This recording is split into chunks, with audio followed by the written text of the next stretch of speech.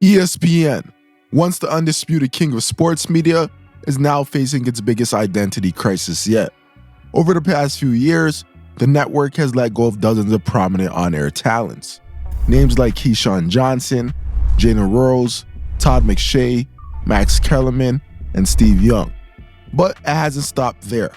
Writers, producers, and even senior management have been shown the door, signaling a massive shakeup behind the scenes. When ESPN explained the decision, they cited cost-cutting measures as the primary reason, despite being owned by Disney. So what's really going on at ESPN? Why is the network making these drastic changes? And what does this mean for the future of sports media? In this video, we'll dive into the forces driving these decisions, the financial impact on the network, and whether ESPN can adapt to the rapidly changing landscape. Let's get into it. For decades, ESPN thrived on the rock-solid foundation of the traditional cable model. They charged cable companies a hefty subscriber fee, around $8 per household, making ESPN one of the most expensive channels and one of the most profitable. Add to that a steady stream of advertising revenue, and ESPN essentially had a money printing machine. But the machine depended on one thing: cable subscriptions. And now, with millions of people cutting the cord and moving to streaming, the foundation is crumbling. Younger audiences especially prefer quick, digestible content and the ability to watch from anywhere. Many now skip entire broadcasts, opting instead for highlights or following the best moments on social media. The internet has completely reshaped how sports are consumed. ESPN has started to embrace the shift with ESPN Plus, their subscription-based streaming service launched in 2018, offering live sports, exclusive shows, and documentaries. ESPN Plus gives the network a direct connection to fans. At first glance, it seems like a step in the right direction, with millions of subscribers signing on. But here's the thing, it's not replacing the revenue lost from traditional cable. Why? Well, ESPN Plus doesn't have the same must-watch games and events that air on regular ESPN. The biggest games, the ones drawing millions of viewers, are still locked in expensive cable contracts. This makes ESPN Plus more of a supplementary service than a true replacement. And then there's the competition.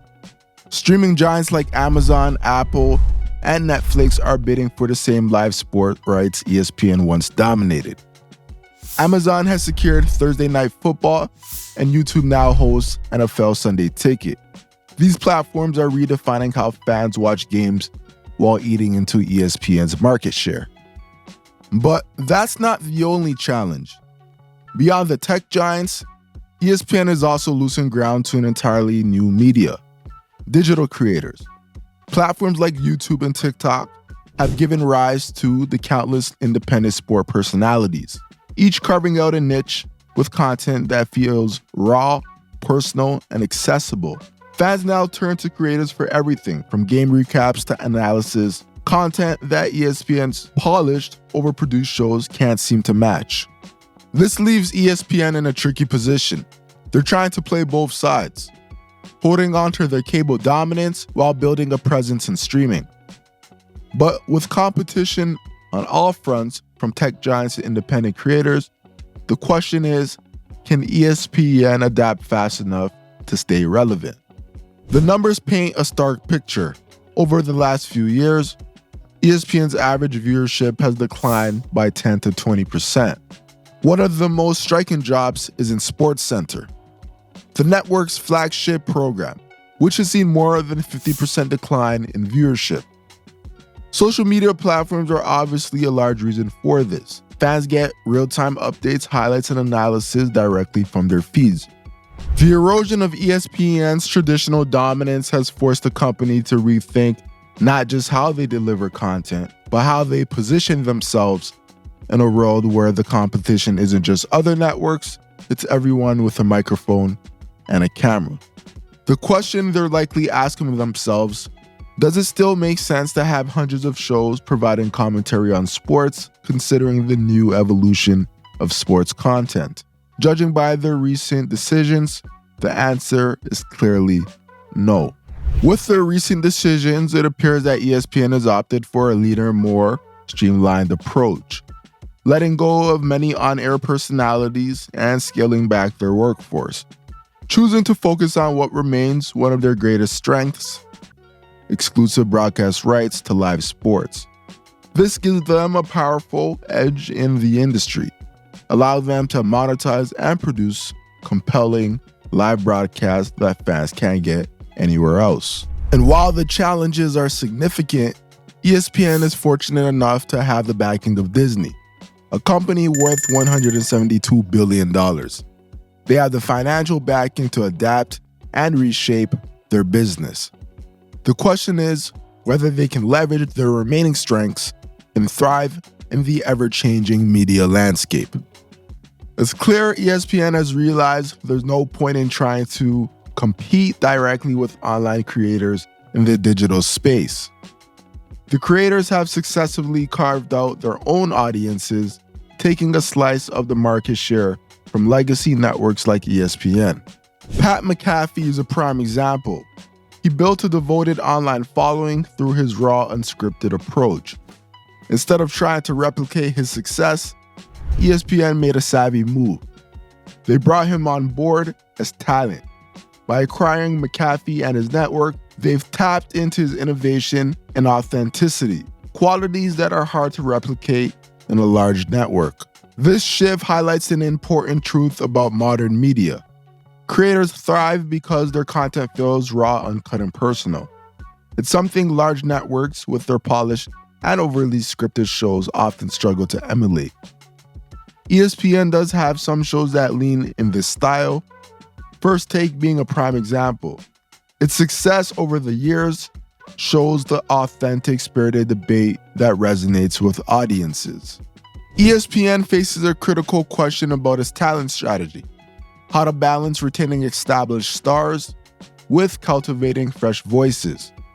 Stephen A's upcoming contract negotiation is a perfect example of this issue. While he's a major draw, his reported salary demands raise questions about whether such massive investments in individual personalities are sustainable. Can ESPN afford to keep its biggest names while also investing in new talent that can connect with younger audiences and adapt to the evolving media landscape? This network needs to find a way to bridge the gap between its legacy and its future, ensuring it has the right voices to resonate with viewers across generations and platforms. While these moves positioned ESPN to weather the storm, the competition has never been fiercer. Streaming giants like Amazon, YouTube, and Apple are fighting for market share, pouring resources into live sports coverage and original content. At the same time, independent creators are dominating the digital space. Even with Disney's financial backing, ESPN must find ways to stand out in a crowded market. Their focus on leaner operations and premier content is a step in the right direction. But questions remain. Will they continue cutting back? How will they handle high-profile talents like Stephen A. Smith? And can they hold their ground against the deep pockets and innovation of these tech giants? The choices they make in the coming years will determine whether they can maintain their dominance in a rapidly changing media landscape. Can they successfully navigate this challenge of cord cutting, streaming wars, and the rise of digital creators? The future of sports media is being written now, and ESPN's story is far from over. Be sure to like, subscribe, and comment. Let me know what you guys think about this video down below. Until next time, I'm out.